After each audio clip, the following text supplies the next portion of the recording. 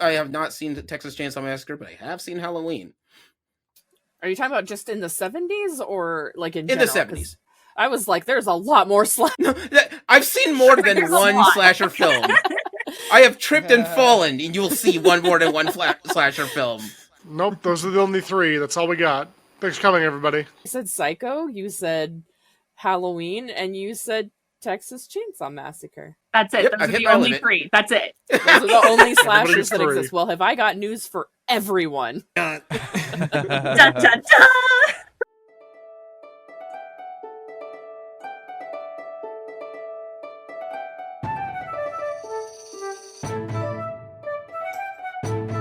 Just a reminder, this is a spoiler-heavy podcast. Different series that require a spoiler warning will be in the description.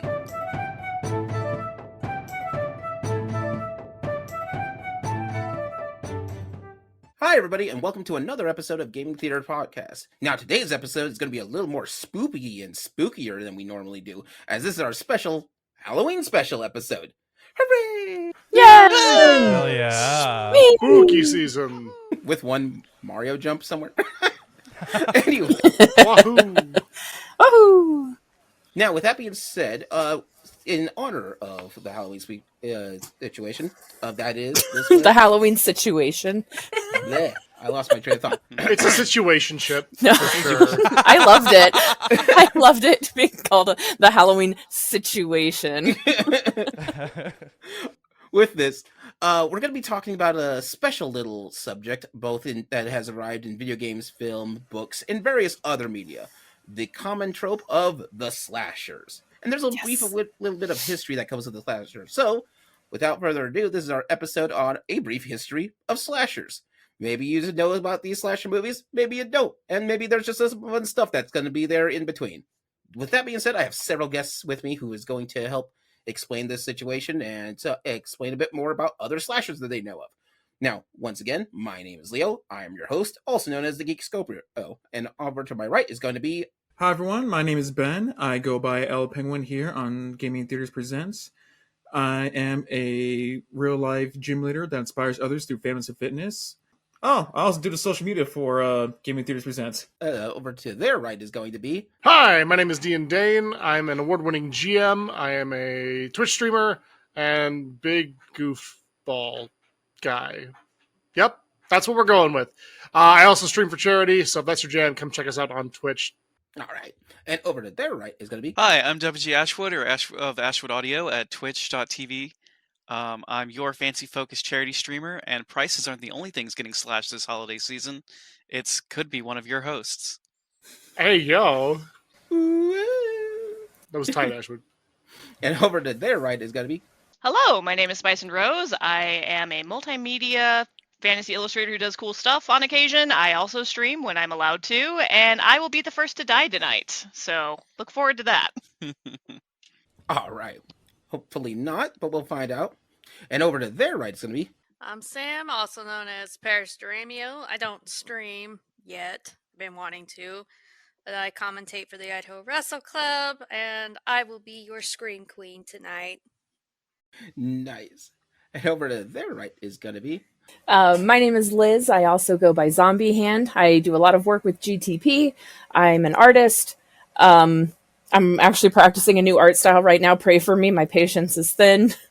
I sometimes stream for funsies, but it's not really anything I do a lot. But I do the Extra Life charity every year, and I'm a little bit early announcing it, but November 7th and 8th, I will be doing my yearly Scream stream where I play horror games for 2 days.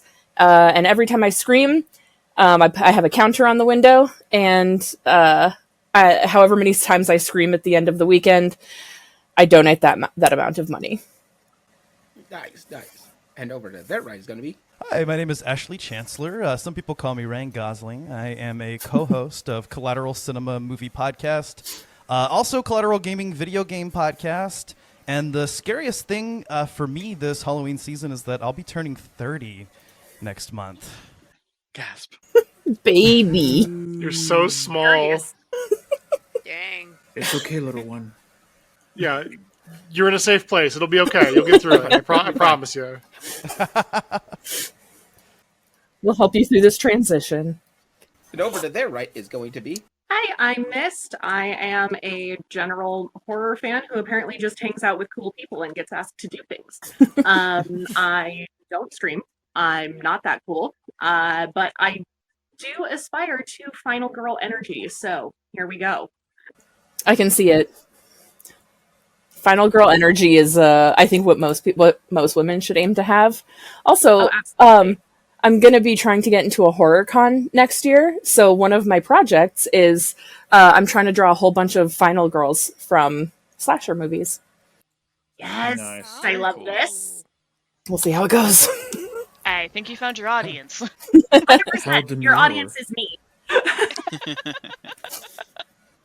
With that being said, let's all take a quick trip over to the magical merch booth. Ah!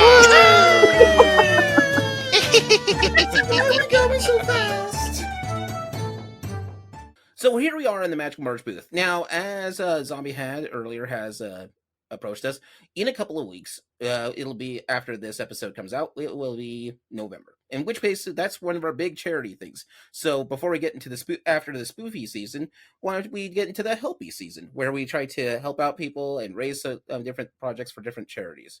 DandDaine will always have a charity going on.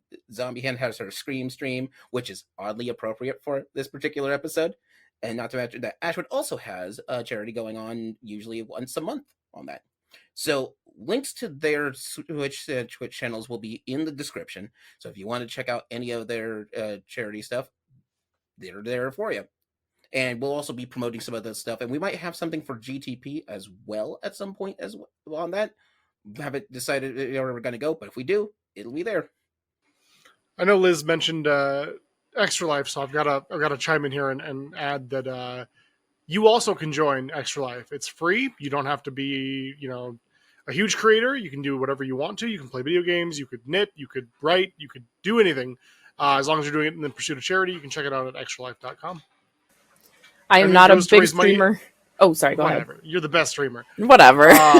It goes to raise money for your local hospitals, so you'll do some good in your own communities.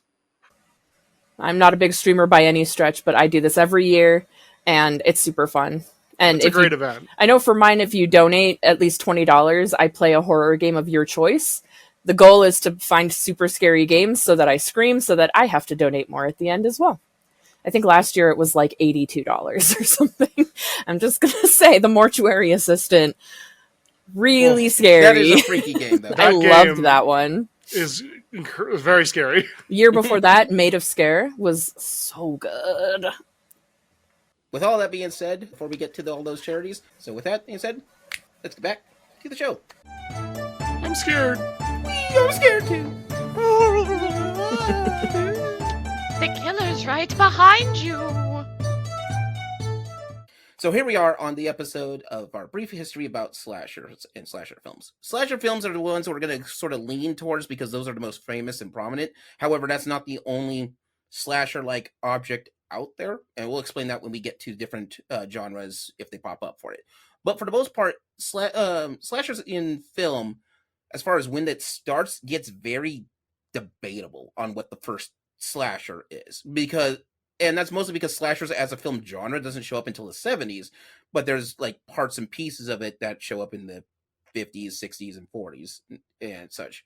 And there's always other stories that might be slasher like, which is like the boogeyman, which is going to stalk you, or this other mostly ghostly entities that are going to stalk you, but usually that there's some kind of creature on it. I guess to explain slashers a little better, we kind of have to define where a slasher works. So, Usually in the dark.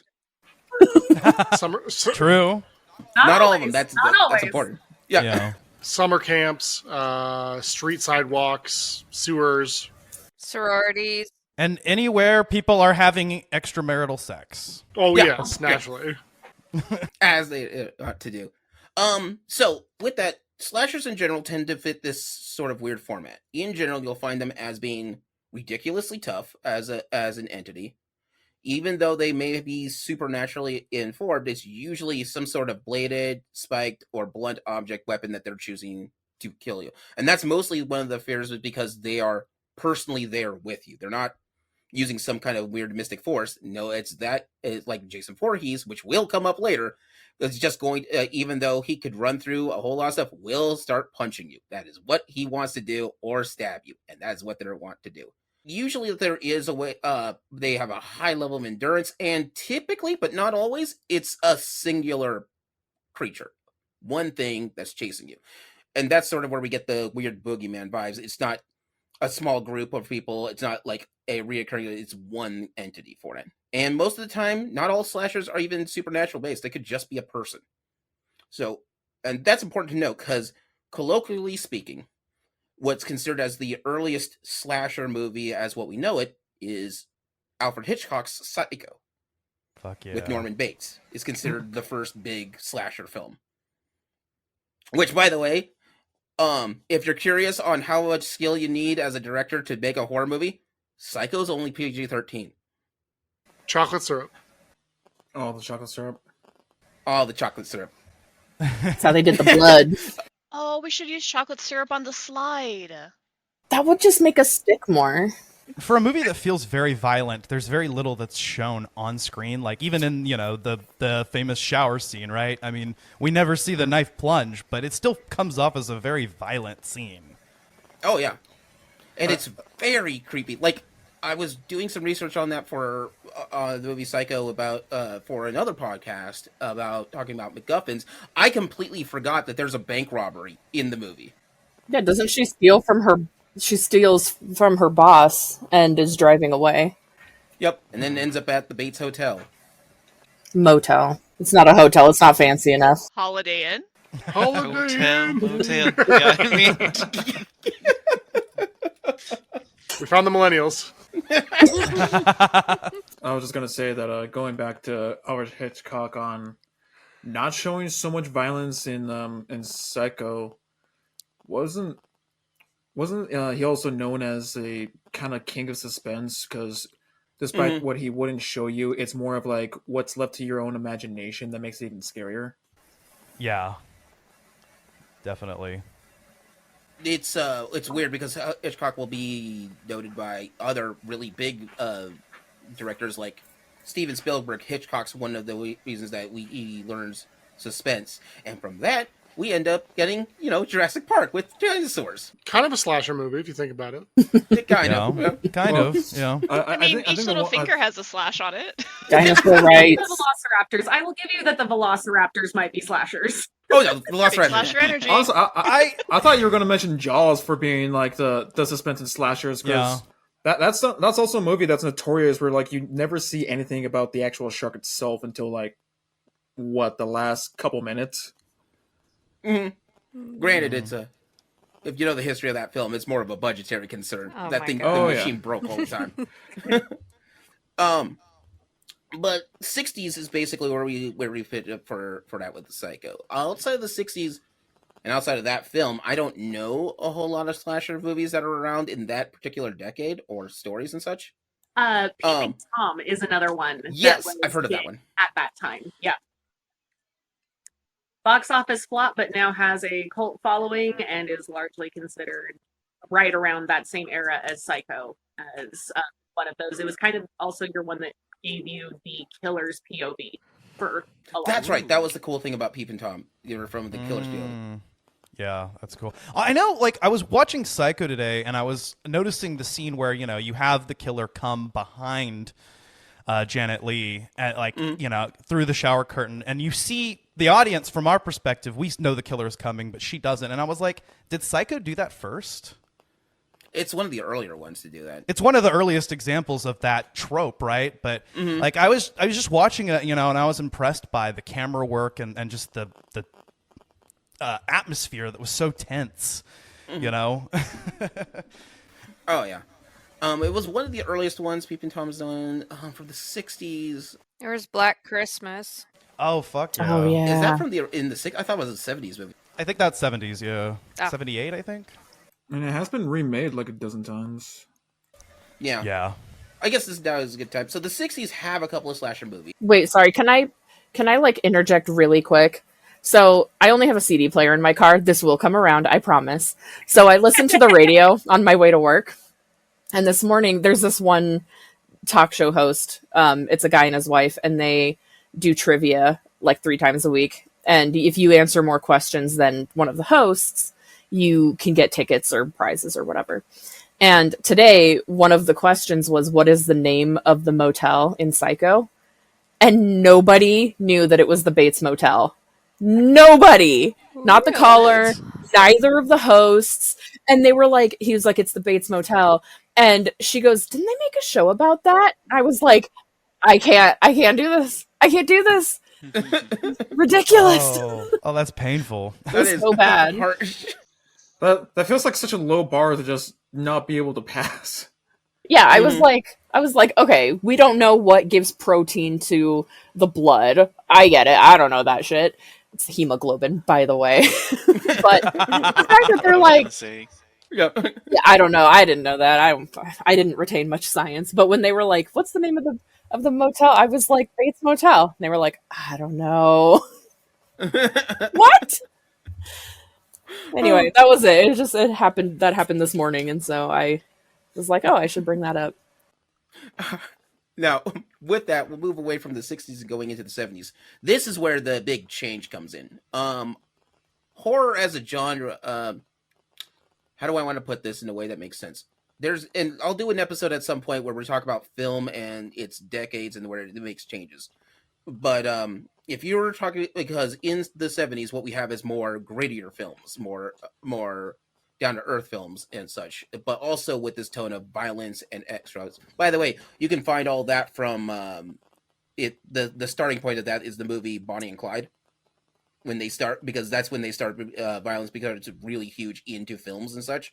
And with that, when we get to the 70s, we start getting into this bigger series of genres. Now, you also have like films that are made for like grindhouse films or like films on the cheap and such. You now have a series of B-movie films, and then you have bigger classics and such that are out there. The 70s is where we have a big change. So to try to make a big sense of it, let's start with the one at the end and then work our way backwards for that. So the big movie that comes out in the 70s, that's a slasher movie, and you have to talk about it because it's one of the big ones, is Halloween. Halloween is the quintessential slasher movie. That's the one where it's all connecting for that one. I have a blasphemous take on the original Halloween. A blasphemous take? I have a blasphemous take. Oh. I didn't really like it. I thought it was kind of boring. That's not a blasphemous, that's an opinion. I think it's a blast. I'm about to be disowned by the podcast crew. No, you're actually not. At least not by me, because I feel the same way about Halloween that I feel about like a few other things with other genres. I appreciate what you did for one of my favorite genres. I appreciate that you were able to springboard these things that I love very much. I'm just so about it itself. So you're at least not going to get disowned by me, the random guest on this thing. I think it's a valid opinion. I disagree personally, but I mean I can definitely I can understand it, But for me, actually on Collateral Cinema, we actually have made it a habit of covering the Halloween movies on all of our Halloween specials. This year we're doing Halloween 6, but out of all of those, I would say Halloween 1978 is my favorite. It's another movie that, like Psycho, I think it's not as gory or even doesn't even really have any nudity in it as you would expect, especially from some of the later entries or what we also saw come out of the 70s. But it was really effective, and I liked that grounded take. I like that Michael Myers here is not necessarily supernatural. I mean, you kind of question if he is, but, not explicitly so. And I think that makes him scarier. I think so. I would agree, absolutely. I think that as the films go on, that line becomes less and less blurred, which makes it a little bit less fun. Yeah.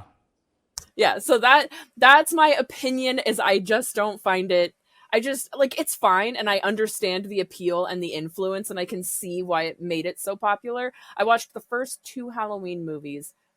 I just wasn't that I wasn't that into it. I don't know what it was. The second one was definitely better, in my opinion, but honestly, I think it's kind of a lot of things like this, right? I think that, at least for me, I can point to a bunch of things that are, as Miss said, impactful, and they have helped the genre move forward, but I don't care for them in Yeah. I kind of have general, a right? thought about 70s movies in general. It was definitely like I think a lot of generations are very exploratory. And the 70s has movies that I love that I have to be in the right mood to enjoy.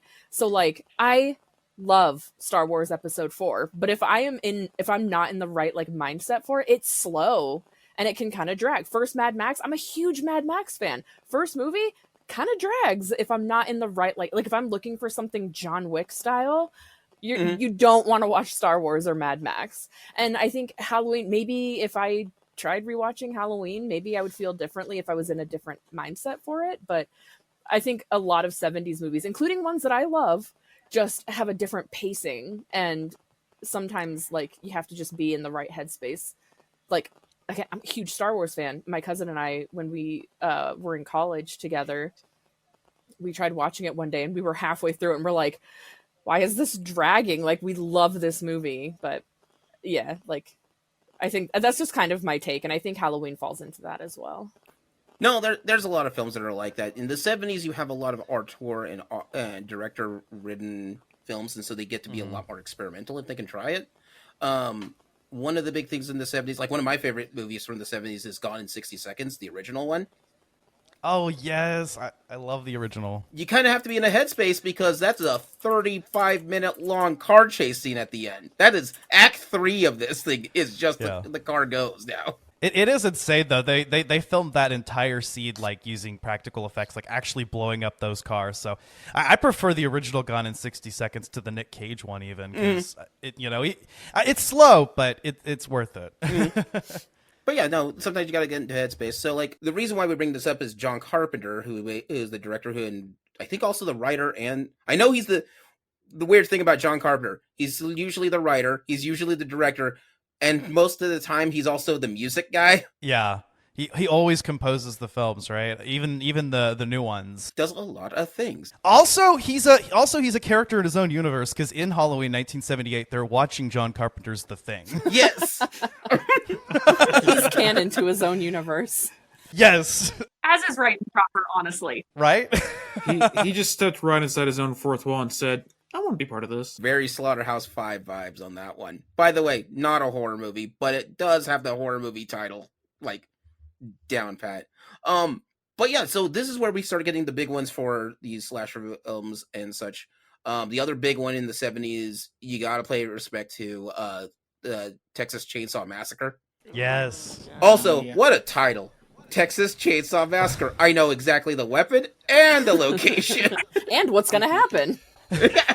I'm from Texas, so I know that Texas summer heat, and if you heard about what happened behind the scenes on that film, we did an episode on it, and we kind of went into it on Collateral Cinema, but yeah, that was like, a lot of those actors' reactions were real. It's a very visceral movie as a result. It used to still hold for the longest time the Guinness's Book of World Records for loudest sound from a film. It's the scene where the girl's in the dining room with the rest of Leatherface's family, and she just realizes what's happening and immediately starts screaming, but she peeks out the mic at 178 decibels. Damn. Relatable. I thought you were about to say that. I thought you were about to say that someone put the chainsaw a little too close to the microphone and it just like picked up. I wasn't expecting to be an actual person. No, she just managed to capture that. They managed to peek it out, and the thing is, a lot of theaters and such, and even if you get the loudest explosions, don't get that high because it's a frequency thing. Good for her. Good for her. Yeah. I feel that in my soul. So I feel like there's going to be some sort of future ranking and loudest sounds in cinema. We're going to have, all right, here's a rocket ship, here's a gunshot, here's this one chick from Texas Chainsaw Massacre who's just screaming in Texas heat. But yeah, so like Texas Chainsaw Massacre was a big one on there, and it's mostly noted for its brutality of everything else. Any more death on the screen, and we'll be going into the X-rated section. If you didn't think this was going to be an R-rated movie, it is now. No kidding. It's a lot less of a threat of getting thrown into the X-rated section of a theater nowadays, I feel. Because, like, That's also kind of a trope of like, this movie you have to have the NC-17, or like, you can only purchase a ticket after midnight for this one, no children allowed. No children allowed. Also, we had to edit 17 seconds out of it in order to get this already. What happened in those 17 seconds? What happened? Right? Yeah, you're just trying to sell out. There's one trying to sell out that we want to see. Like, no, give us the uncut version. Give us the uncut version, you cowards. I want to see Still all the waiting on cuts. Cats Uncut. Or just So don't always want the uncut version. I've seen the uncut version of the original RoboCop film. Not great. Like the scenes they cut out, it kind of drags for an outline. Well, we just did an episode on Peter Jackson's Dead Alive, aka Brain Dead, and that was something we brought up, is that the extended edition adds a lot more to it, but the 97-minute cut is the better paced, version of the film, much like Peter Jackson's Lord of the Rings films, right? There's the version for the super fans that they can appreciate, and there's the version that's better for an audience, and that's always a balance that you have to find when you're directing and writing a film, right? 2.5 hour long cut. At what cost, though? So we talked about the scream. What the term that'll come up a couple of times whenever you're talking about slasher films, I've heard, is the scream queen. What makes you a scream queen? Is it the loud, high decibel scream, or is it just situational? Ooh! I know the answer for that one, but I want everybody else's guess. I thought it was more of something like a diva. Like, I'm a scream queen, I'm a diva, I'm a badass kind of thing. Kind of. It's notoriety. The original Scream Queen notoriety is kind of leaned towards Jamie Lee Curtis. Because she's so cool. I love Jamie. She's so cool. Well, dude, to this day, still would. Yeah. I mean, have you seen her? Yes. I feel like she and Tilda Swinton are just in a league of their own. Like, I can't explain it, but both of them, amazing. I was watching Freakier Friday, and I was feeling freaky about her.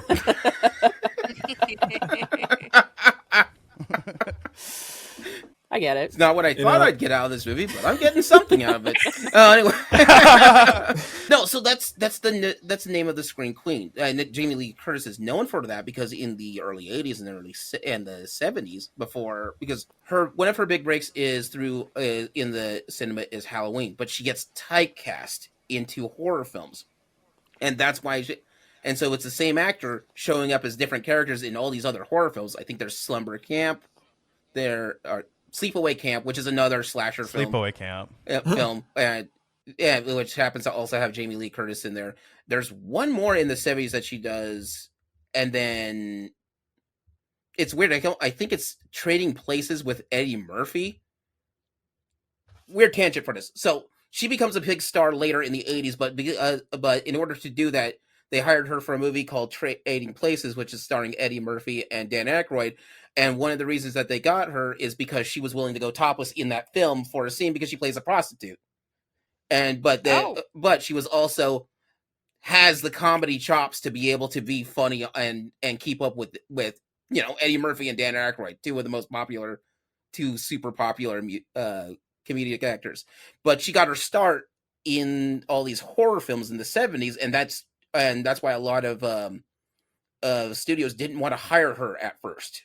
That's just where she got her notoriety, as being a scream queen. Now it's more of you're a diva because you're in at least 2 horror movies. No, step up your game. Get at least slay scream queen. It's like you don't earn title of scream king until you hit double digits on horror movies.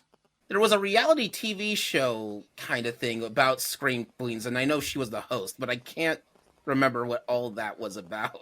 No, that's essentially what it was. It was Scream Queens because I watched it.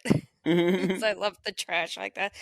But hey, no shame. It literally was just a competition where they did all these weird challenges of like screaming, posing for horror posters. All of it was to win a acting role in a Saw movie. Mm-hmm. Yeah. I like this. And I went back and watched some clips of that, and I was like, oh boy, that would definitely not get made nowadays. It was definitely a product of its time. Oh, yes. This is the we are throwing things at the wind sort of at the wall and hoping for the best situation. But yeah, no, colloquially, that's what a scream queen is. It's the same actress who's been actor or actress who's been on multiple horror films or is known to be in horror films. Take that, esoteric knowledge. To Ben's point earlier, Jaws was filmed as some people take liberties into filming certain movies as a slasher film, where the everyone that was being chased, being attacked. Jaws is one of them. The first Aliens was treated as a slasher I was film. going to say that. Alien, and also the first Terminator, I would argue. Yeah, no, the first Terminator is definitely a slasher film. Yeah. Interesting. So the reason why we had to talk about John Carpenter's Halloween first is because that's where the tropes start showing up. That's where they get cemented for it. Usually it's one stalker. They're usually a really big person that has to do that. They're roughly about what? It's hard to say that you ever see a slasher, at least that gets pretty big, that wasn't like 6'6", 6'7", and looks like 250 pounds of muscle. But yeah, so those are the big ones I know of. I know of Halloween. I have not seen Texas Chainsaw Massacre, but I have seen Halloween. Are you talking about just in the 70s or like in the general? 70s. I was like, there's a lot more No, I've seen more than one slasher film. I have tripped and fallen, and you will see more than one slasher film.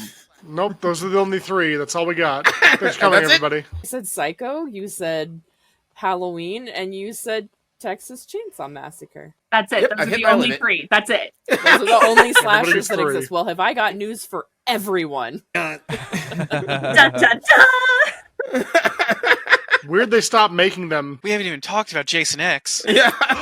Yes. We'll get there.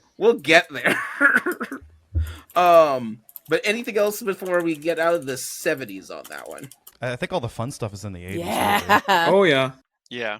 Let's go to the 80s. Let's go to the 80s. So now we're in the 80s. Wow, the 80s. They hit the ground running. Most slasher films start in 81 and 81, and they don't stop. Even Jamie Lee Curtis still does a couple of other slasher movies in there just for funsies on that one. Not even Halloween 2, but also other horror movies. Why not? This is where you get to both a combination of the fear and the threat that is a giant beast of a slasher coming at you. And camp! And some fun stuff, because I love Freddy Krueger. He is hilarious. So, I can confirm, I used to be a summer camp counselor, and it's about what you would expect, like 100%.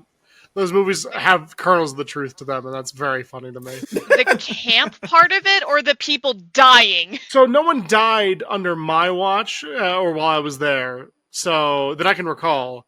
Though, if they went missing in the woods, right, how was I to know? Dane, I have a very important question for you. Yeah. Are you the final girl? I don't know, but I'm still here, so maybe. Is it me? Am I the final girl? Is it me? You know, oh my god, She is the thank final you. girl for sure. Like, that's such a compliment. I also aspire to final girl energy, I guess. Yes. But no, that is a trope that starts out in the 80s from it. The final girl. Somebody makes... You usually have... This is where we get archetypes to fill in the gaps for it. There's usually... By the way, if you haven't seen it, Cabin in the Woods is a surprisingly amazing movie from the... I was I gonna don't even bring think it it's up. surprisingly amazing. I think it's just... Yeah, what do you mean surprising? Yeah. Okay, Right? I was surprised. I was surprised that I liked it. I was surprised it went way off the rails. Yeah. Mhm. More than what I thought it was going to It be. just like subverts so many tropes in such a fun way. I loved it. And it's like one of the It last pretty much times- goes SCP. It goes SCP Yeah. halfway through. Really Yeah. does. But like before SCP, right? Yeah. Before it was cool. Cabin in the Woods is really you start off watching a horror movie and then halfway you just start taking bets on what's going to happen. No. I will say too, like technically by its definition, also a slasher film. Not just a slasher film, but also a slasher film. And Yeah. a creature feature slasher film, and it's one of the last times we can enjoy something that Joss Whedon has ever done. Ooh. Oof. Yeah. Touche. Moving on. Too real. No, it's Too real. It's a shame they didn't find who made that movie. I know. How terrible. It's lost time. Maybe Lost that's time. the SCP. Anyway, From this, we do get the trope of there. You'll always have the athlete, an athletic person on there, who's the runner, and usually the person who's going to try to fight off this slasher, even though it's not a smart idea. You got the nerd who's trying to study things, and if you watch enough Evil Dead, you realize stop reading the books. That's not helping. They are cursed. Leave it alone. definitely don't read the Latin out loud, please. Not out loud. Nope. Like, read it, fine. Just don't read it out loud. Yeah. Like, keep Don't- that to don't- Why yourself. don't that any of them into ever just existence. read it in their head? The first text is for fun and you time, and beyond that, leave it alone. Yeah. Say it out loud. It's in the instructions in the top part of the letter. Well, I guess you have to know Latin to know that, though. Yeah. It's an ancient Sumerian curse. All right, which one of us knows? Honestly, here's the thing that I don't get with those curse type of objects. It's written in Sumerian. What are the odds that I'm going to know a guy who knows Sumerian and knows how to say it out loud? As far as I know, they just kept reading off "Eat at Joe's" 6 times, and I mean, a lot of them don't speak like when they're speaking Latin, like especially in Cabin in the Woods, and they're reading from the book. Like they don't know what it says, but she's just reading it out loud because she's like, "Ooh, it's a scary thing. I'm gonna read it," and then it actually is a scary thing that causes bad things to happen. what is it? The other archetype is the flirty bimbo, the sex pot.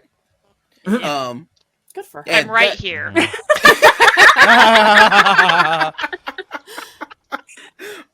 I just always say slut rights. Like let them live. Let them have fun. Then Right. the other one is the virgin, which typically becomes the vile girl. But my favorite part of the cabinet was he goes, "Hang on, she's not a virgin." And that guy's barely doing a 3.5 GPA. The jock guy is actually smarter. Yeah, we work with what we got. Yep. It's my favorite line from that movie. Yeah. And I guess you would call it the fool. Basically the idiot, the guy who's going to be high halfway through this movie and high and or drunk and just partied up for most of this. Sometimes they're the same Hell person. yeah. That's me. I'm definitely not the athlete. Yeah, sound off in the comments your archetype. I feel like I'll be a cross between the athlete and the burnout. Like, you know what? It's not a good idea, but I like my odds. I actually know my archetype, but I'm not gonna say it. I'd definitely be the nerd. Yeah. We're the nerd. We're the guy who's reading the book, but Yeah. we're just not good at it. I'm pretty sure I'm not even a member of the gang. I'm that creepy gas station attendant who says, like, gives the warning at the beginning, like, you don't want to go down that road. A lot of people don't come back from that road. No, it's Why Tucker do and you say Dale. it You're like like, that? Oh. Dane over here, like, we got your friend. That's your friend! Dane is part of the crew, or we're not going. Oh. Much love. Now we all live because the trip has been canceled. That means everyone lives. Yay! Yay! Yay! So you bump into all these archetypes, and then we just sort of recycle the archetypes for fun and profit. That's just how this is going through. That's how these movies work out. Do you know what the nickname for New Line Cinema used to be, at least from the producer side? I do. Ooh, let's see if you know it. The house that Freddy built. That's the one. Or the studio that Freddy built. Something to that effect. No, it's the house that Freddy built. Yay! I got it right the first try. It's called that because Freddy Krueger and the Nightmare on Elm Street films did well enough to allow that studio to support every other movie that they want to make. It's like when you go to an animal shelter and the puppy is so much more expensive than all of the other dogs because that's what makes it so that all the other dogs are funded. It's like that. Yeah, that's the system. Yeah? Don't feel too bad about New Line. They made the highest grossing independent film of all time. You guys know the song Maniac by I'm a maniac. Flashdance? yeah, it's supposed to be for Flashdance. It's actually a song about that was re-edited for a that was originally for a Maniac, which was supposed to be a horror slasher movie. Is she a Steel Town girl on a Saturday night? No, they had to change some of the words. Oh, okay. But not all of them did that change. There's like that lyric, and he'll come in and cut you with a knife. Yeah, they left that part in there. Why that one? What? Why that? Why? Here, I just thought it was a metaphor. Shows you what I know. No, it's a metaphor for the turmoil that this lady is having. But also, there is a slasher behind you. Speaking of, it's a stupid gag, but it's one of my favorites. Did you guys ever watch Eek the Cat back in the day? Yes. Eek the Cat was a short-lived Fox cartoon show. And in there, he's like, oh, it never hurts to help. But they also had these other little episodes for other things. They had a thing called the Terrible Thunder Lizards, which is a world that's populated by dinosaurs. But they're really afraid of these two humans because they think these humans are going to serve them, but they're usurp them one day. But they're just idiots, and so they send the worst mercenary team that they could think of to try to hunt these guys down. They're just being beaten by two guys that are less than 5 feet tall. Even though one of them's a T-Rex who's 800 feet tall. Every so often in that episode, you'll see somebody watch a soap opera. It's always the same too. And it's always the same soap opera, and I laugh every time as a kid. Days of Our Lives. No. It's just a soap opera about this couple that is there, and one's name is Martha, and one's name is John, and Martha is talking to John, and Martha goes, "I know that our relationship has dissolved, and I think we can work together and talk about our feelings and really increase our bond." And John's over there. "That's great, Martha, but I really am sinking in the tar pit right now." that is what's happening. It is an event that is occurring. Yeah, no, this is a metaphor. But also, there is a killer chasing you down. You should really do something about that. The metaphor is real. And the metaphor is literal, and therefore not a metaphor. But maybe a metaphor? It can do two things. It's a metaphor for metaphors, if you think about it. That gave me a migraine. So, there's Same. Would that make it a meta 4x4? Yes. Oh, there you go. Oh, But, God. It's a good thing you guys are pretty. I get that a lot. Liz called me pretty? All you guys It's a are good pretty. day. Yay! Scratch that. My archetype. I'm the nerd and the bimbo. I know what I'm about. It's good to have goals. Sometimes I wish I could be the slut. That would be really fun. I think that's just you know what? Go, girl. Live your best life. That's not me. That's not me. Don't let your dreams You're the be slut's dreams. very supportive friend. Hey, hon, I know we're in a life or this situation, but you know what? You deserve to have a fun time. Half of it's wardrobe. Half of it's the wardrobe, Liz. It's true, and I do love dressing in little skirts. Yeah? That's true. You're right. You're right, Brittany. There we go. I'll live my best I poor got life. you. A little bit slutty. It's If you fine. have to. You deserve it, as a treat. Aw, Yeah. things missed. Okay. Brittany and I can be the bimbos. I mean, Leo and I can be Ashwood, the bimbos. let me see them ankles. Oh, man, I'm wearing... No free feet pics. I'm wearing bell bottoms. I said Ashwood. Oh. I want to see I Ashwood's thought you ankles. asked me. I was like, I'm wearing bell bottoms, But though. Liz is embracing her new role. I have to wait for the hot tub stream. No. I appreciate Zombiehand's newfound. Sluttiness. I'm not going to say. Yes, we'll go with that. Confidence. Yes, confidence. Confidence is good. I just want to encourage Ashwood to show more ankle. Hot tub stream. It's coming your way. It's a charity reward. He showed leg once. A charity reward. Okay, this might sound dumb, but does anybody know a slasher movie that takes place in the Amish country? This sounds like a thing. Hang on. Slasher. Does Jeepers Creepers count as a slasher movie, or is it a Ooh, monster flick? Oh, that's a good question. Because it does take place, I believe, out in so out in Pennsylvania. I can't find any slashers, but there is The Wicker Man and Invasion of the Body Snatchers take place in Amish country. Thanks, Not killing. the bees. Yeah, Not the that's- bees. Oh, Thanks- wait, thanks, killing. Thanks, killing. Yeah. That's a turkey, though. It still counts, kind of. That's That's where we you can can't get- go more we can Amish just, than a play with it. sentient murderous turkey. Actually, no. That brings me back to this. In the 80s, the slasher movie genre just basically decides, nuts to this. If it's close enough, that's all we need. 4 out of 5 of these tropes. That's all we need to fulfill this, right? Wait, I think I might have found one. Oh, okay. An Amish slasher movie. It's called An Amish Murder. The Amish farming community of Painters Mill, Ohio is shattered when a series of brutal murders leaves the town with a sense of frailty and loss of innocence. Among the most affected by the tragedy was Kate Burkholder, a young girl who survived the terror and as a result left the Amish life behind. 15 years later, Kate returns to Painters Mill as its chief of police. Certain she's come to terms with her past, Kate's renewed life in her hometown is shattered when a murder investigation triggers deep-seated emotions from her childhood and exposes a dark secret that could destroy her. I just want to go on the record as saying that is the most Hallmark movie title. And I was going to say the same thing! Yeah, up until the, confront her dark past, I was like, is she going to meet a handsome farm man from the countryside who she went to high school with? I'm just going to say it. I have a lot of fun with those really dumb Hallmark movies. They're so stupid and predictable, but at least I know what I'm getting into. And there's a couple that are okay. There's a not Cinderella Christmas. It's called, Christmas Belle with Haley Duff.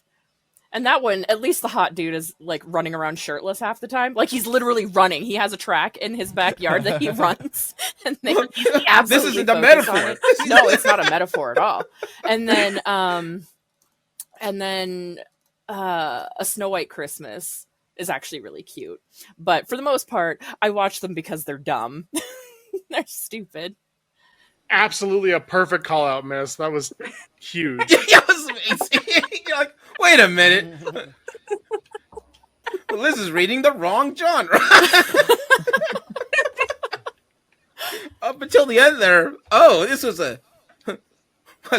that was a twist.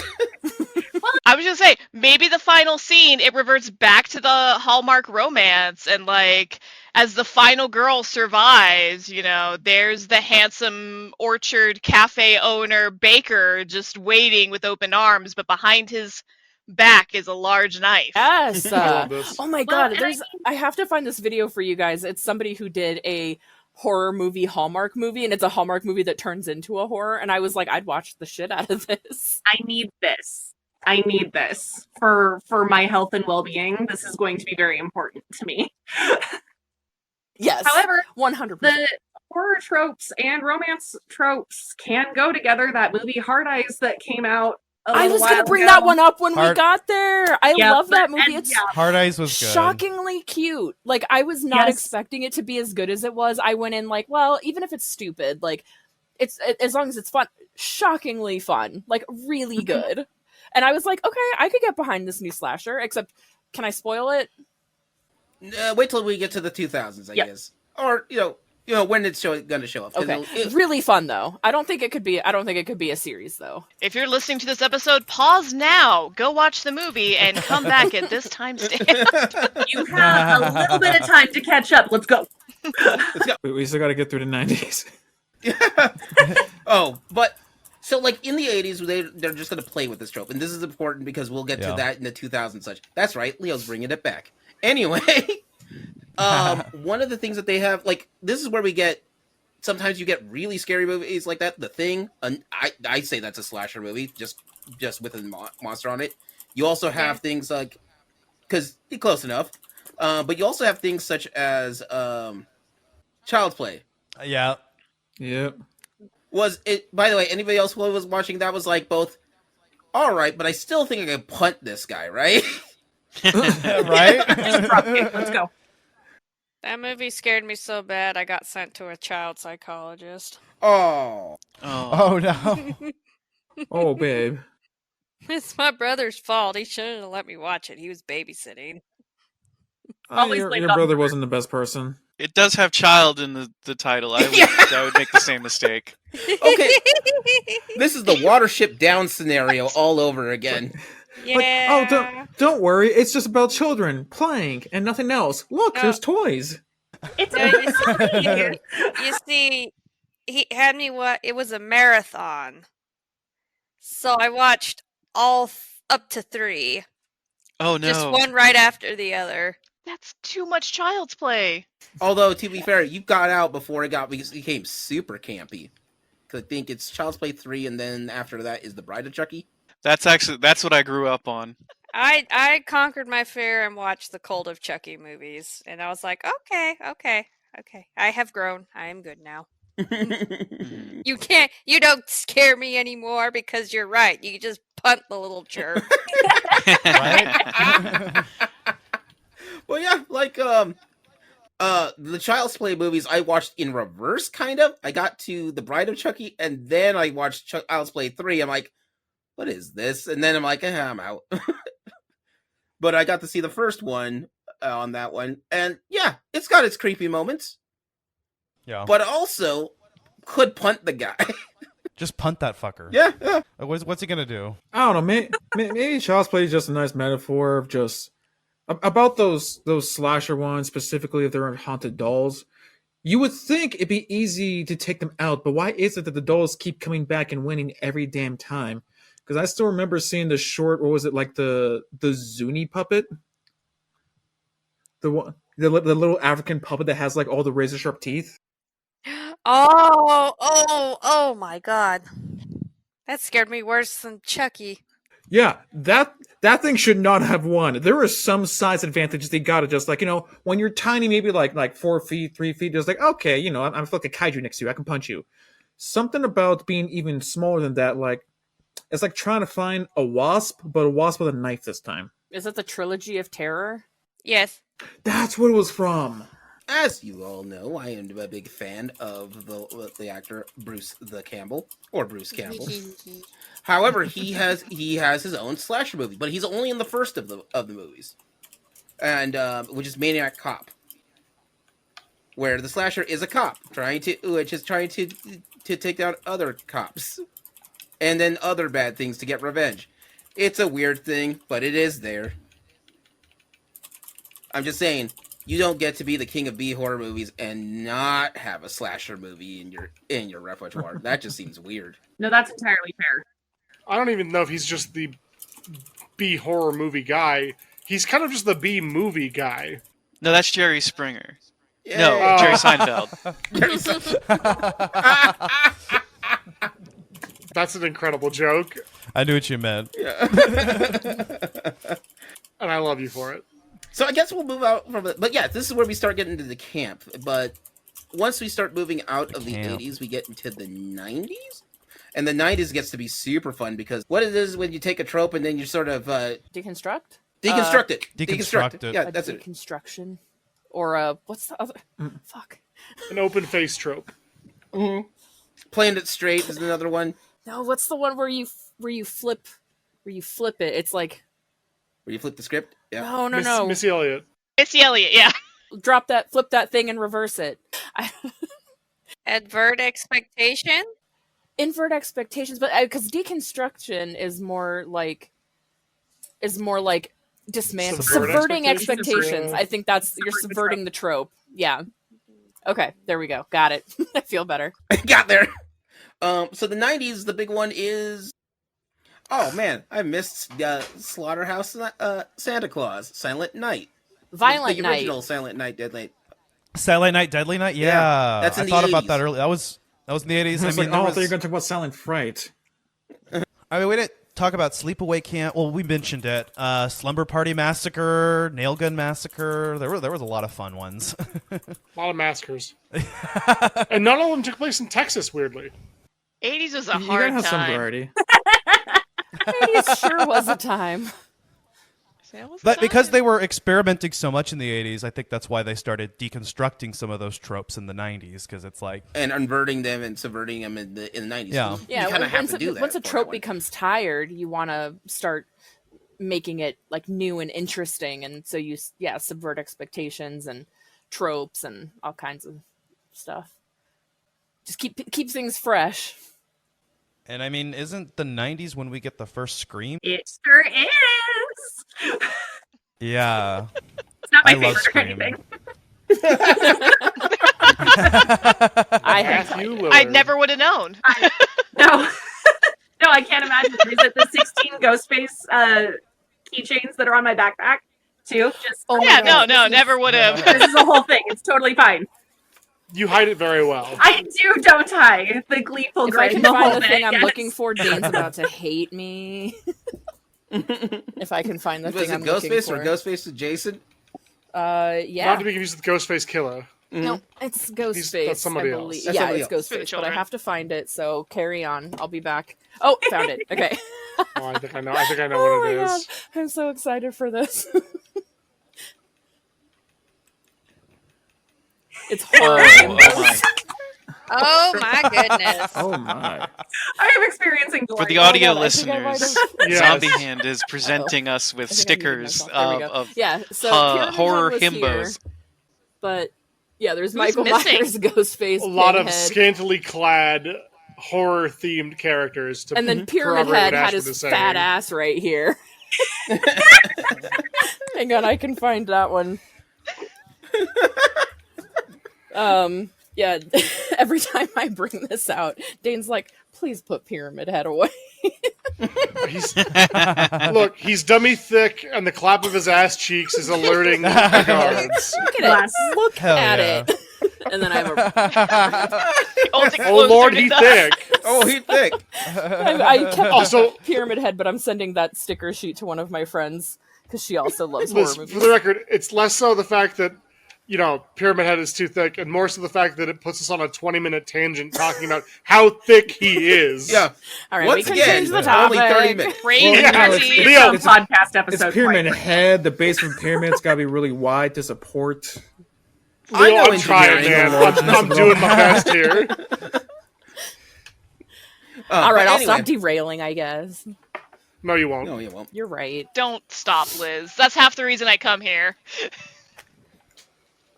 But anyway, this is important because not only is it, especially for Scream. Scream is the big one of the deconstructions and the subverting vote.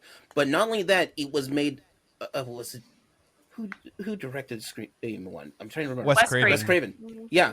So like it's kind of important that one of the bigger horror films is made by the same director, which made another really big horror film because Wes Craven did Nightmare on Elm Street. With Johnny Depp.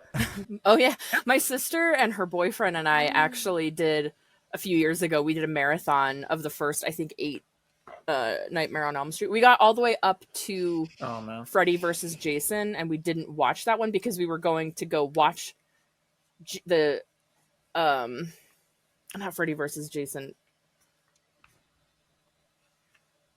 I don't know. Anyway, we started branching out and doing because we were going to just binge a bunch of slasher movies. We ended up doing the Nightmare on Elm Street movies and then stopped right before Freddy versus Jason, and we went to Halloween instead. You know what I always thought was interesting about Nightmare on Elm Street 2 is the original movies don't make it too clear. I think the remakes actually kind of just went out and said it, but Freddy was a... Oh yeah, he was a nonce. not a good guy. Freddy's not a great person. They all but say it in the original film, but like, yeah, that's what makes him the more villainous. But I mean, Robert Englund, just what an iconic portrayal. Oh my gosh. What a great dude. I've heard he's like Love super awesome too. Oh yeah, he's actually a super fun guy and a fairly skilled actor. Like he's in other works, but if you didn't know he was there, you don't know that he's in there. Like there used to be a miniseries called V, which is this big sci-fi miniseries in the 80s. Robert Englund is one of the big actors there. Nobody recognized him very much. They thought he was just some guy. Oh no! Really? He was in V? Oh my god. I love that show. It was amazing. But yeah, no, so we get these kind of, there's like, another big slasher movie is I Know What You Did Last Summer. I think the first Candyman is in the 90s. Oh, Candyman is fun. Does anyone remember a movie called Urban Legends? Yes, I've heard of it. My parents had that on DVD. I don't think I ever saw it, but it was in the collection. It's in the pile somewhere. It's the, like, I Know What You Did Last Summer, but we have it at home. We have I Know What You Did Last Summer at home. That's exactly what it is. I theorize what happened in fall.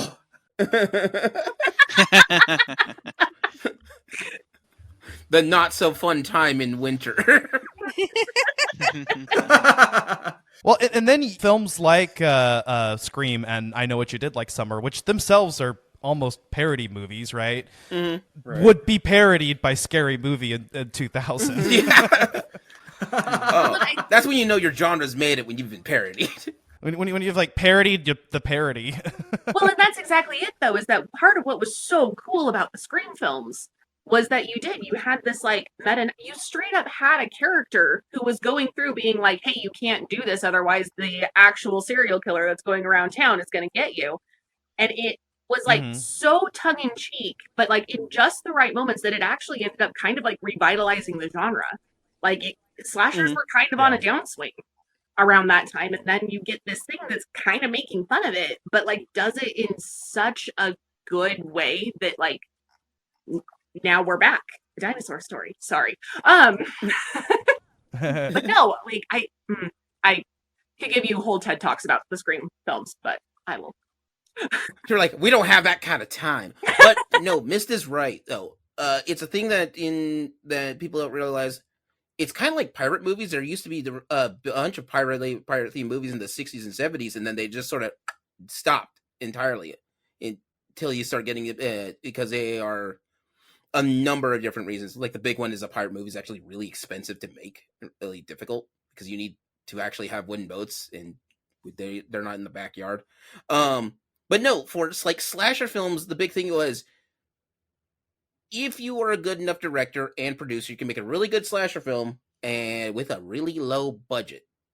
But the catch to that is, because of that, you can make a lot of them. Like, I think I didn't realize until like much later in life, like, all right, Halloween is an interesting movie. Moving on to my life. Yeah, there's a Halloween 5. There's a Halloween what now? And it's in the 90s. It's 20 years after, like, 99. They make Halloween H2O, which is 20 years later. Like, all right. We're like, so Michael Myers is chasing down Laurie Strode again. And this is one of the things that like bugged me with the like. I had a friend of mine who was a huge horror nut. And he's like, yeah, I love the Jason movies. I love the movies, and I love the Child's Play movies. I go, okay, so what happens in the first movie? Yeah, Chucky's gonna go after Andy to get to take his body, and then he's gonna go after him again in part 2. Yeah. Why didn't he lost? Why didn't he just give up and go for another kid? No, and then he's back again when he's 13 years old in part 3. At least Halloween tried to go in another direction, and I think that was John Carpenter's original intention with Season of the Witch. Yeah, I still feel like that's the direction they should go in now, because they've done Rebooted, they've done a Legacy sequel twice. I think we've had enough Michael Myers stories. Like I feel like that we should go back to the John Carpenter vision and do like another anthology thing. You know, what is it at this point? Nightmare on Elm Street. By the time you get into the 90s, they're at Nightmare on Elm Street 6, 7. I know Jason, Friday the 13th movies, they were at 6 or 7 by this point. Yeah, he went to hell and to space. And, well, no, space comes later. Wait. That's later. He went to hell and back, then space. And then he went to Manhattan. You know who else went to space in Manhattan? Dracula. The Muppets. Oh. And also the Leprechaun. And the Leprechaun, yes. Oh, yeah, we get to the Leprechaun movies. Yeah, because the Leprechaun also goes to space and to the big city. And the Leprechaun movies are a slasher film. And the most deadliest of all, The Hood. Yeah. Oh, man. But no, like, a lot of these, if you're wondering why we're laughing about it, because a lot of these are cheesy as all get out until you start getting into Scream, which revitalizes the genre for that one. There's an audience. They just kind of have to play it a little smarter than they used to. I really love the twist in Scream. Spoiler heavy podcast. You're not dealing with a supernatural entity, which they had started to play up so much with like Michael Myers and Freddy Krueger and Jason Voorhees. Is you're just dealing with two crazy teens who wanted to be famous, and that was like the big twist. It was just two of them. Like that were like behind this whole conspiracy to murder their classmates. No, it was so good. And it was so good because, especially in your earlier slashers, so much of what you were doing is that you have this almost like the killer almost has like a teleportation ability. Like they can just Yeah. show up 3 blocks over without, warp travel. And Yeah. but then At walking speed, they can outrun you. yeah, but then you've got you could try and figure out who maybe it was because it was just who wasn't in the room when the killer was. But then Scream, you're sitting there and you're like, okay, but everybody has been in the room with this dude. And it's because there's 2 of them. And I love it so much. Also, Scream also always teaches us to always shoot the head twice. Yeah. No. Double tap. Double tap. Don't even risk it. After which we end up going to let's get into the 2000s because we've been circling for this one, but now we get to have slashers films get to be the darker, the horror ones. There's also the comedy ones, and now we get to bump into ones that more come often, which are just almost self-parody, self-satire, and at some point, just for funsies, we got Jason X, literally Jason in space. Jason in space. Fuck yeah. He goes to space and gets injected with nanites. Oh, It's incredible. oh. He becomes a super slasher. Honestly, I love this trope in the 2000s where they continually put things in space, right? Because they did do Jason, they did do Dracula. I mean, there's a number of things that have no right being in space, and that was just kind of the thing at the time was, well, what if X, but in space? Mm-hmm. And I love that trope. What if you just Did shoot they it ever into the stratosphere? Just go. Mm-hmm. Did they ever send Freddy Krueger to space? It was the second space age. Yeah, I think because Freddy thought lives in about dreams, it. that's a little bit not as Yeah. tapped, I guess. Yeah, it's but not really in the yeah, same... like people dream in space. He could be there. He could be in Do you, space. Okay. do you know for a fact people dream in space? Yeah. Yeah, Just they just saying. dream of electric sheep. I get it. Somebody could come up with some contrived reason and it would work out. I feel like now we need a version of just Freddy Krueger being in space, but someone taking him out of the dream world and all right, how do you deal with the vacuum of space now? To steal a bit, Didn't think that far, did you, Fredward? yeah, we gotta steal a bit real quick. Freddy Krueger in space, TM. We've come up with that. That's our idea. So Yeah. holler at us. New Line Cinema, get at us. He hasn't gone to space yet, but he did cross over with Jason and Freddy vs. Jason. That's that was a fun true. thing That we was saw in the fun. 2000s. Yeah. I love that. Did that come before or after? This isn't slasher, but it is sort of horror-esque. Did that come before? Or I guess it's more an action film. But Alien vs. Predator. Do you know? It came before AVP, Okay. but Yeah. after Jason X. So you got him in space first, but before he gets into space, because that's in the future, he has to go Yes. take on Freddy. So we're due for a rematch. Okay, hear me out. 2 movies. 1 movie, Freddy in space. We've already talked about that one. Second movie, Freddy versus Jason in space. But you have to zhuzh it up a little bit, right? It's like Freddy 9000 versus Jason X. Just Yeah. saying. Why don't we just combine everything together and do Freddy versus Jason versus Alien versus Predator? I'm here for And it. We can have it in Oh my space. god, it's a Yeah. xenomorph with a steel chair! I just imagine a Predator with Freddy's glove on his hand. Oh god, Oh, he's you even know it. worse. Yeah. Oh, this is not a good time. Yeah. Why does he even need that? He has a Crossover. nuke on his shoulder. Whatever.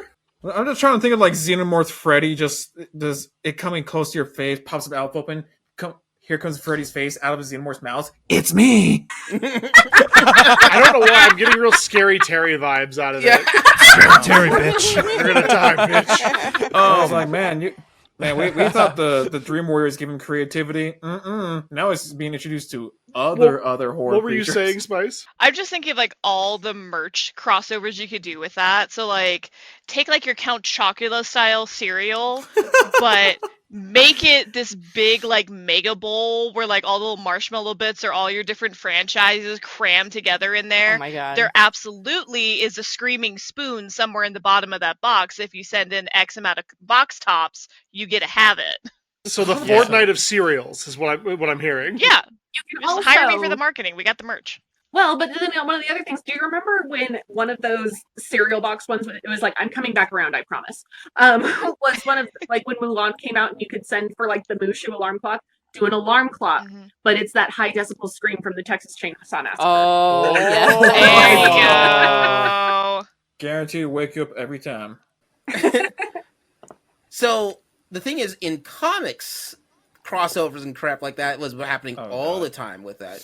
So the guy who wrote, who was the scriptwriter for Freddy vs. Jason, loved the idea for. He wanted to have a third one, but what the third biggest horror movie from the 80s back then would have been Evil Dead. And so he wanted to cross over with Evil Dead, and it got stuck in rights hell, and by the end of it, it's never happened. However, that's in film. In comics, nah, I can get the rights to that, and we're doing this. And I have it somewhere, the Freddy vs. Jason vs. Ash, which is amazing. Fuck yeah. I remember there was a disagreement. They're like... Groovy. It was awesome. Let's say, also, I gotta say, like, shout out to my boy Ashley Williams. He's a man named Ashley, and he's a badass. That's our cat My Ashley man. is actually named after him. Her name is fuck Ashley yeah. Joanna Williams, after Ashley Joanna Williams from The Evil Dead. But yeah, no, in comics they were doing other slasher storylines in comics for it, and you'll usually see that part around because getting comics rights is easier than getting film rights. But also, you got rights for the different things that are getting thrown around with that. But then we have AVP and other crossover things that are happening in the 2000s. One slasher movie I really liked, which I didn't watch until recently, sadly enough, was what was it? The one with Patrick Bateman as the American Psycho? American Psycho. Yeah. Love that movie. Mm-hmm. But yeah, like they is put he a all the tropes, slasher but or a serial killer? He could be both. I don't think he's a slasher, to be honest. That's true. I guess unless you have like the bulk or something. Well, it's kind of weird to say that, right? In getting into semantics, Yeah. if you're going for what a typical, like, if you're just going bare bones, what your average slasher film is, they're usually more spree killers than serial killers. At least for the purpose of the film. You are usually witnessing a spree, not a series. I hope that made sense.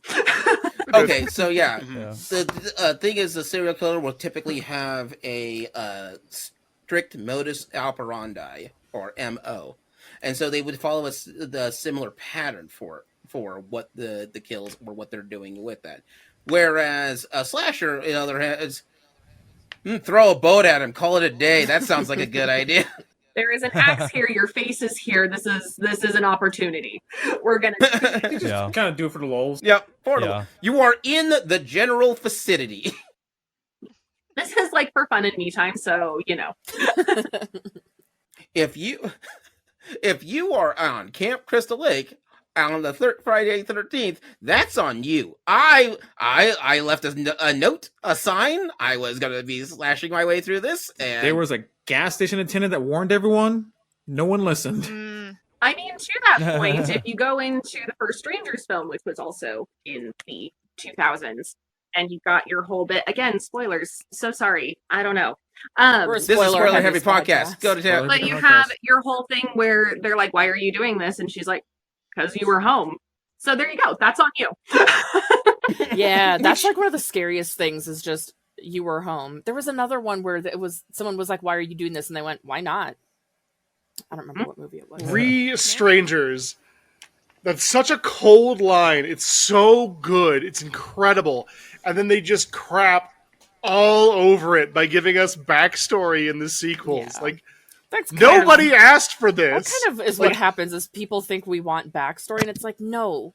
It's like when you watch Cube. Cube ends and you don't get answers. And then Cube 0 and Cube 2 or whatever, they try to like give it story. And I'm like, I don't need it.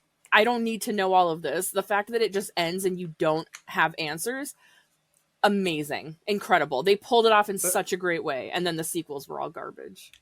Very similar in Strangers where it's just like, why are you doing this? Or like, why are you doing this? And they're just like, because. Felt like it. And you're like, dang, okay. And then you're like, oh, but here's their backstories where they have reasons for doing it. It's like, that defeats the purpose. Like, I don't need this. Yeah. Nobody wanted this. No, if we want someone to be like an actual psycho slasher, it's like, I don't want them to have a moral backbone. I just want them to just be just like doing it.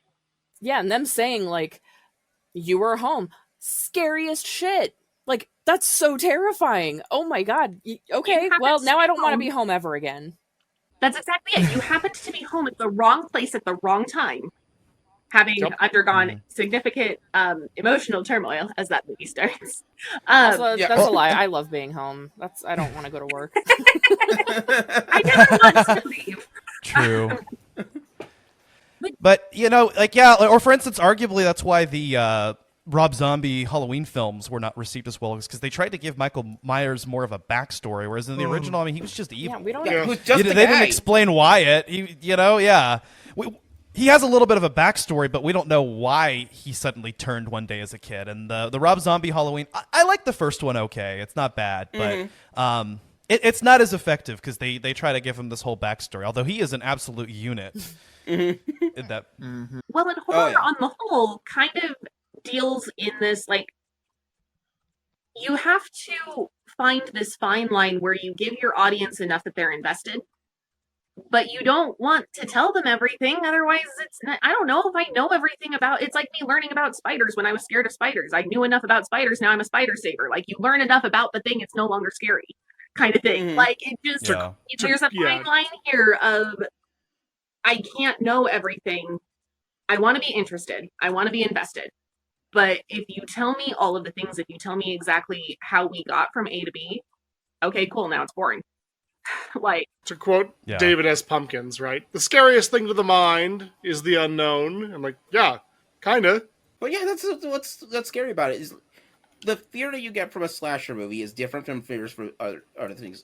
Like the fear from Saw, it comes from you being in this position, and the thing is, there is a way out, but it's a horrible way to do it. If a slasher film doesn't have a final girl or a protagonist that can hold up or something to that extent, they can suffer. Okay, that is not what I'm saying. They can be trash out, but there has to be a shot. They have to give them a chance that they could get out. Because if you know that all the characters that are in there are not going to make it at the end, you kind of lose it. It just becomes, okay, now we're just cutting people up, I guess. This is not nearly as fun. But you need to have it's not the antagonist, it's the protagonist. It's everybody else that you can deal with the backstory with. The main slasher doesn't need one much. Just enough to get... It's like, all I need is enough to get the car started. After that, it's gold. Glue a battery to this engine. Are good. All right, it'll go down. We'll just push it downhill after that. Yeah, it's a weird car metaphor for how you make a slasher movie. I just realized that. But the point being is, it fits though. No, if absolutely. you know too much about the monster in the back, well, now this is more of a docu-horror, and now it's okay. Well, and there's quite a lot to be said about, and I'm stealing this from someone. Don't think that this is an original thought. There is a lot to be said about your the correlation between empathy and perspective. If you give me too much information about the killer, you risk me sympathizing with the killer. Like, if you give me too much information about what tragedy made this occur, I might sympathize in the wrong direction for what the goal of your movie is. Yeah, or whatever the fuck they were doing with Halloween Ends. Yeah.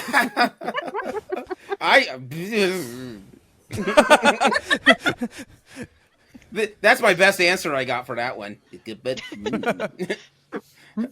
it end? I don't even know if that's charts true. Hey man, I liked Halloween 2018, and I even defended kills, but yeah, that whole Corey stuff, yeah, again, it doesn't work because your slasher villain needs to be somebody who you don't have empathy for. That's what makes it an effective slasher movie. Do you know what has an effective slasher movie, and you know a lot about everybody though? There is one that I can put. It's a comedy, but it is there. Tucker and Dale versus Evil is one of my favorite. Oh my god! Yes! Criminally underrated. It's so underrated. Oh my god! What are we gonna do? Call the sheriff and say, "Officer, we had a doozy of a day." These These kids just keep throwing themselves into wood chippers on our property. There's gotta be some college suicide cult or something. But I think you might be half hillbilly. Like what? Like what the heck are the hillbillies? Like they're an actual race. Oh, like no, that's not how that works at all. I wanted to bring that one up though because Tucker. First off, it's an amazing movie. If you have never seen Tucker Dale versus Evil, check it out. It is worth it. It is a lark and a half. But with that, Hell yeah. You also have these movies that are coming in as parody or satire, is what that one is. This is why certain movies, Tucker Dale vs. Evil, and at this point, is where we get the Cabin in the Woods, which the Cabin in the Woods is amazing for its meta commentary, if nothing else.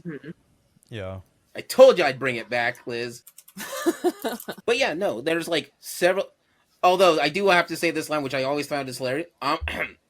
No. You guys don't get to win the pool. These are redneck zombies, not regular zombies. There's a difference. I'm still waiting for mermaids. That mermaid was harrowing, man. Oh, no. Mostly accurate mermaid. I don't want that. I have learned that sometimes you don't want the lower accurate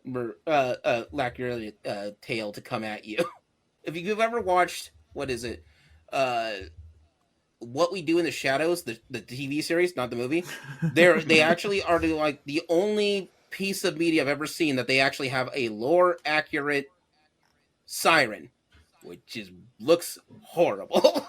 Such a great show. I love how they make that comment of it. They're like, wow, she looks absolutely terrible, like the body of a chicken, and then there's this head on there. Song's great though. It is amazing. that music never that still gets me.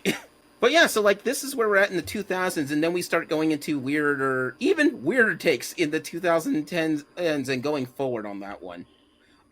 Freaky is one that's on there, and I haven't seen it yet. I know about it, and it's on my list. You haven't seen Freaky? Not yet. You get off of this right now and you go watch that movie. Yeah, I'll leave. Is that the one with the girl who swaps bodies with the serial killer? Yes, that was so fun.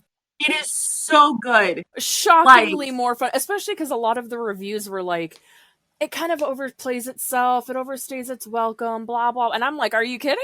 I don't agree at all, because I thought it was fun the whole way through. It was just silly, like it was ridiculous, and I loved it. I thought it was great. No, Vince Vaughn playing a teenage girl, but then on the same time, like Catherine Newton playing a serial killer. Yes. Like, and she's amazing. But like, yeah, they both did such a good job. And then they were both able to do the dual role of it. And also, I don't know, like, you know, it's a slasher film. You've got your opening shot kills. And there were some doozies in that one. Like that first spree that he goes on to kind of introduce the villain was, I think about the wine bottle a lot, is all I'm going to say. And then you also got other ones like Terrifier. I actually ended up watching. Oh god, Terrifier! Love that Terrifier.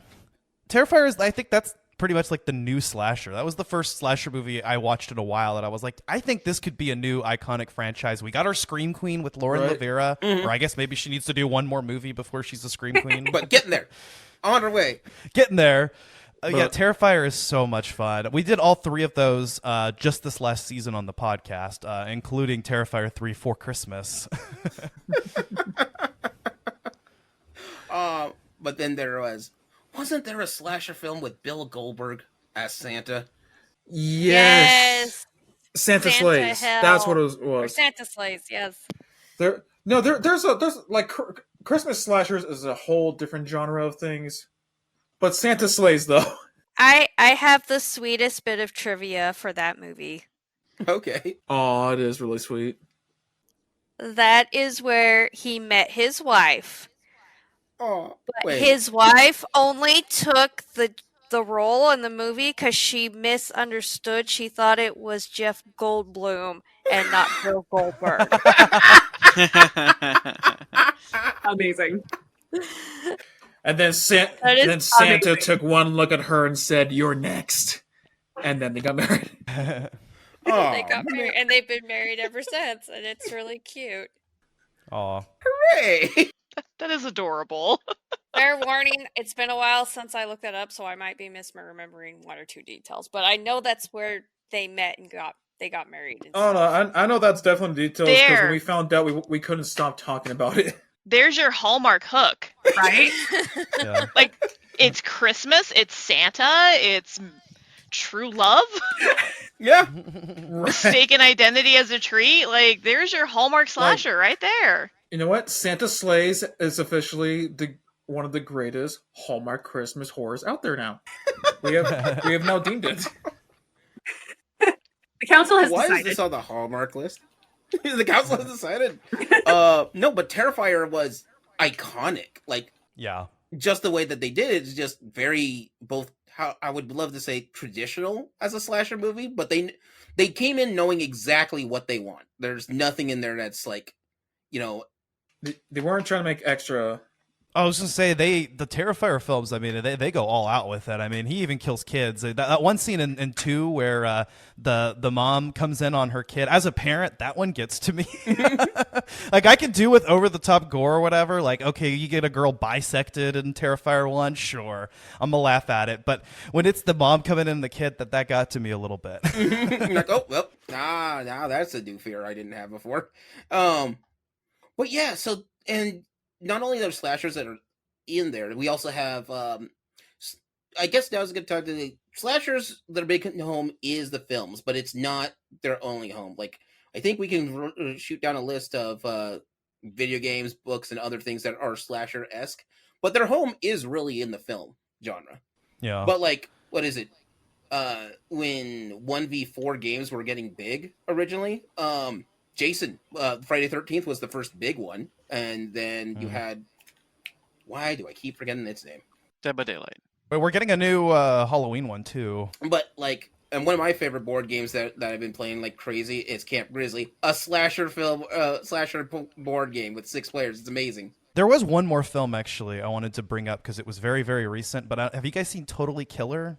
I've heard of it. It's a time travel slash. It's really good. I Wait. recommend it. Liz might have actually seen it. What? Totally Killer. Mm-mm. Time travel slasher movie. Yeah, it's really good. I liked that one. It was a lot of fun. I know there was a slasher movie I don't know the name of, but it was somebody who was doing like a Groundhog Day slasher movie. Yeah, I've heard of that one. Yes, Happy and Death Day? because it just showed up on Netflix. Oh no, I've seen that one. Yeah, Happy yeah, Death Day is Day, really that was- fun. There was a more recent one too.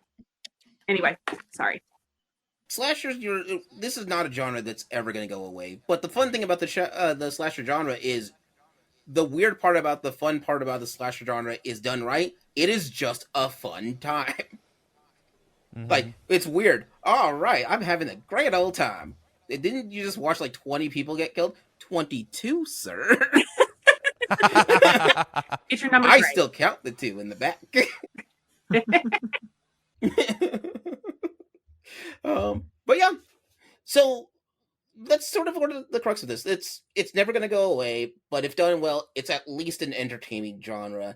And Lord knows, and a lot of people around this time, around the October, the fabled Halloween, will sit down with their family and friends and join in while watching somebody take down an entire campsite on their own.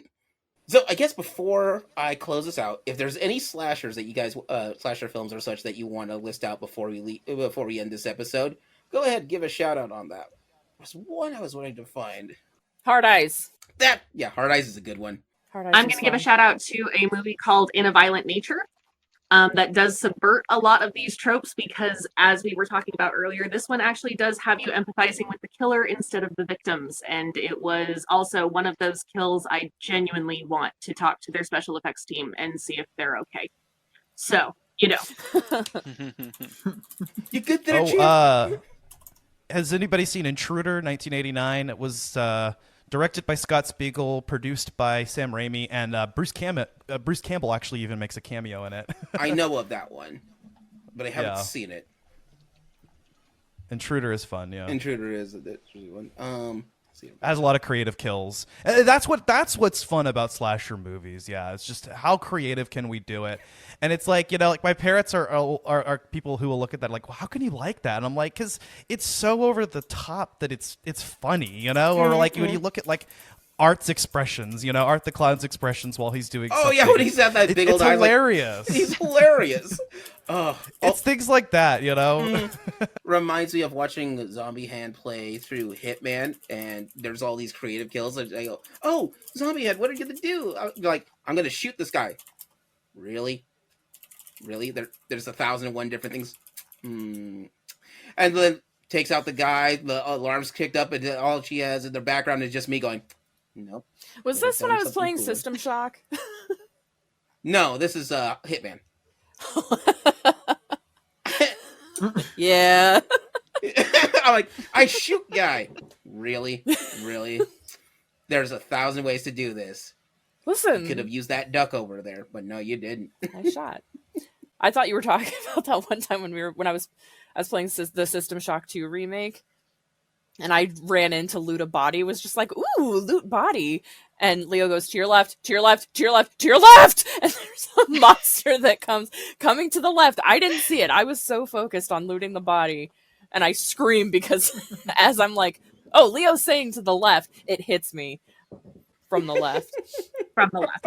Yes. It was a great moment. I feel like Leo and I should record when we play video games together because Leo is just so funny that it's like,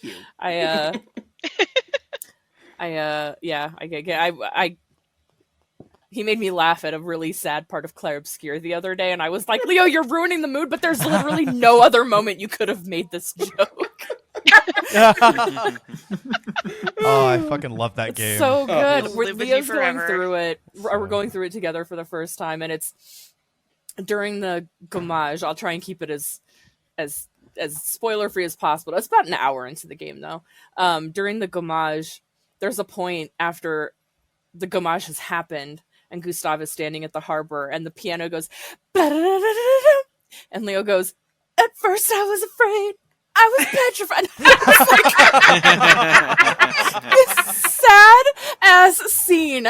So sad. I cried the first time I watched it, just like misty-eyed. Same. And I'm like, oh man, I wonder how Leo's doing this. And then he goes, "At first I was afraid." And I was like, oh my god. It was the same piano riff. It was the same piano riff. And I was like, you're killing the mood, but there's no other time you could have done this.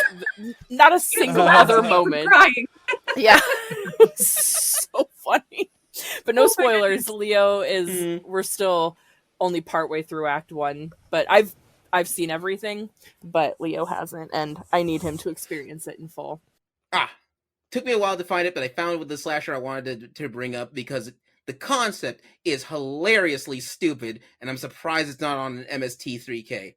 So, there was a movie called Silent Rage, and Silent Rage is about the small town sheriff who finds out that there's a slasher in the town and he has to go off and fight him. You know who's the small-time sheriff? Chuck Norris. And he literally has a scene where he roundhouse hits the slasher in the face.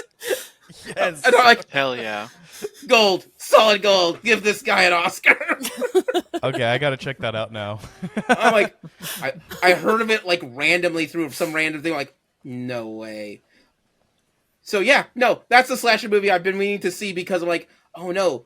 And Chuck Norris tries his best to play it straight, but there's no playing it straight as tough. Once you're like, okay, this guy can get roundhoused in the face. Well, straight plays him because he's Chuck Norris. Yeah. But that's what I wanted to bring up. That one, and is Idle Hands a slasher movie? It was back in the 90s. I guess so, because it's the hand that's a slasher. Yeah, I mean, the hand gets possessed, so it's like, and it goes on a killing spree, so I'll count it. Earlier, we established that the Velociraptors from Jurassic Park were slashers, so I think Idle Hands can count as slashers in that. Okay, those are my two big ones. Anyone else got a random one out of the way? Oh. Yeah, I've got two. Oh, go ahead. Missed. Oh, I have another one. Since we were talking about Christmas movies, It's a Wonderful Knife. Yeah, I've heard of that one. It's quite Would good. Violent Night be considered how like a Christmas slasher? Because I mean, It's called Violent Night. Santa it's kind of Santa. becomes a slasher by the end. Yeah. Of David Harbour. It's more of Love him. a John Wick action Yeah. film. Oh, I guess I it mean, is if, more if, John if Wick. Yeah. Santa Yeah. Slays is considered a slasher, I think Silent Night should be a slasher too. Violent Night. It's great. David Harbour plays Santa Claus, and he goes on a killing spree to kill these people that are breaking into a house to hurt a family. Or maybe Like, does he kill he's the great, family? and that movie is phenomenal. But I don't think it's Not a slasher? film. It's okay. I We can don't. come back and do an episode on Christmas horror movies and games because you have to put Parasite Eve into a Christmas game. It's Oh, fuck it's yeah. One of the important. Silent Hills too, right? No. Yeah. Which one? There's no Christmas in Silent Hill. Didn't one of the Silent Hills take place during Christmas, or am I There's just like no full of Christmas it? in Silent Hill. There's no Christmas. You don't remember Christmas Tree Head? He's great. Oh my god. Ignore me. Maybe Probably find it's a way to one of the mod it. horror. No, I don't horror think a ones Silent Hill took series, place but- during Christmas. Technically, Code Maybe Veronica it's takes a place Rari. in December, and so that could be Maybe. But there's nothing Christmassy bet- about Code Veronica. But I think what I'm thinking about is that the area we live in gets really heavy fog around Christmas time and becomes Silent Hill. Yeah. So we become our own personal Silent Hill. I take pictures of it every year. I have a Facebook album called "Those Times That Felt Like I Was Driving in Silent Hill" or something like that, and it's just foggy pictures, usually around November, December-ish. Great pictures, but To answer your question, Leo, I've got two. Yep. Broken Lizard's Club Dread, which is very similar to Scary Movie, but is more revolving around just the slashing aspect. It's a comedy slasher film, I would say. Yes, it is. The more serious one that I would say is Candyman, Candyman, yeah. Yep. Yeah. which I think is so good. But Club Dread, Broken right? Lizard's Club Dread. Yeah. That was a pretty good one. I actually liked it. It's definitely a college film. Like, just Oh, yeah. no substance, but entertaining. Tarantino did a slasher film called Death Proof. It's the car. So, yeah. I'll be honest, between the two, Death Proof and Planet Terror, I liked Planet Terror more. But I understood what Death Proof was going for. Ashwood Spice. Either of you have a slasher film? We've already talked about it. Bride of Chucky is my go-to slasher film. Yeah, that's a just, good one. It's just so campy, and one of my favorite like kills in it is like the bed scene when they break the mirror on top of the bed. Oh, and you just yeah. have this like slow motion God. dangle of glass that skewers this couple. It's really brilliant. It's like really well done. I have a potential Very video well game played. option, but I have to look it up. Oh my god, there was a sequel. That's not a good No, start. it's a mobile game. No, it's a game called Naughty Bear. It came out for PS3 and 360, and you play as a killer teddy bear, and you go around and you kill other teddy bears, and you can like set traps I for them and remember stuff. that game. And it's like Okay. when you kill them, they're like stuffing flies out. Well, there's a sequel called it's Naughty Bear Panic in Paradise. Amazing. No. It got a 2.3 out of 10, so you can tell they really. Oof. It's probably not good. Naughty Bear, from what I gathered, is one that did kind of overstay its welcome. It just tried too hard and went on too long. I never finished it, but I'll play the second one for funsies. Why not? 2.3 out of 10. Gotta know. Hooray. I mean, I guess in that note, can you say the Burger King video game Sneak King is slasher? Because you literally sneak around, you're not taking people out, you're sneaking food into their bags, but it takes a lot of the stings and a lot of the camera angle tropes. I feel like we're starting to get into that like behold a man thing with the plucked chicken. Like I feel like Yeah. Diogenes. This is well, Naughty Bear is actually a slasher game though. Yeah, I did want to throw out the musical Sweeney Todd. as a good slasher out there. Oh, yeah. Because if there's one thing you want with a good slashing storytelling, it's a lot of musical numbers. That was a really And good. a little bit of cannibalism? That's a really good. Not a lot of bit of cannibalism. Yeah, a lot of bit of cannibalism. Okay. Cycle. It's to help start out the business. It's like Texas Chainsaw Massacre, but Victorian England. Yeah. And they have high notes. He is more like a serial killer than a slash, because he's not really he is kind of a spree killer. He's just like, come into my barbershop, slash, slash, slash. he made an entire device coming down. It's like, I don't know how we can harvest these humans. Like, you know what? Cannibal pie sounds like a great idea for this dying business. Let's do this. You can have backstory so long as you sing it. Agreed. Yes. Agreed. I agree with that assessment. Same. All right. But I think now is a good time to wrap this up. So with that, our next episode will be available on November... I'll get there. On November 7th.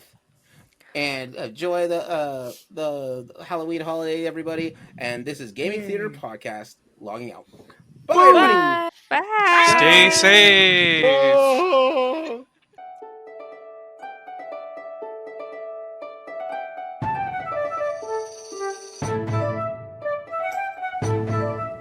Gaming Theater Podcast is hosted, created, produced, and edited by Leo Garcia, the Geek Scorpio. Our music is A Drinking Game. Stock media provided by Stormwave Audio /Pond5. Our cover art is by Adam Parker. You can find him at ParkerGFX on Twitter. If you want to send us some money to help with these episodes, you can do so at patreon.com/gamingtheaterpresents. Want to send support that doesn't hit your wallet?